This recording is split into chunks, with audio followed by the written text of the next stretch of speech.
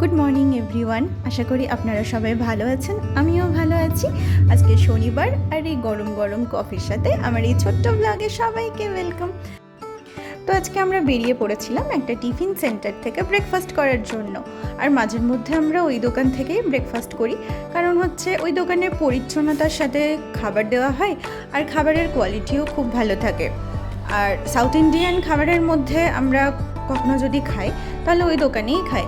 আর দেখুন সকালবেলা রাস্তাটা কি সুন্দর দেখাচ্ছে, তাই না?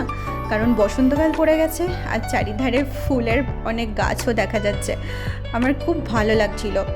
আর এখানে প্রতিদিনের জীবনের মতো লোকেরাও ব্যস্ত জীবন নিয়ে বেরিয়ে পড়েছে। আর এই দেখুন, সেই হচ্ছে দোকানটা, শ্রী দুর্গা টিফিন সেন্টার। তো আজকে প্রায় ভিড় ছিল, শনিবার একটু ভিড়ই থাকে, আর অন্যান্য দিনেও এমনিতেও থাকে, কারণ অনেক মানুষই অফিস যায় এখান থেকে টিফিন খেয়ে বা লাঞ্চ করে। তো ব্যাস, আমরাও এই যে পুরি অর্ডার করেছিলাম 1 প্লেট, আর 1 প্লেট ইডলি বড়া অর্ডার করেছিলাম। জয় এমনিতেও ইডলি বড়া খেতেই বেশি প্রেফার করে। তো যাই হোক, ভাগাভাগি করে আজকে সকালের ব্রেকফাস্টটা তো খুব ভালো কাটলো।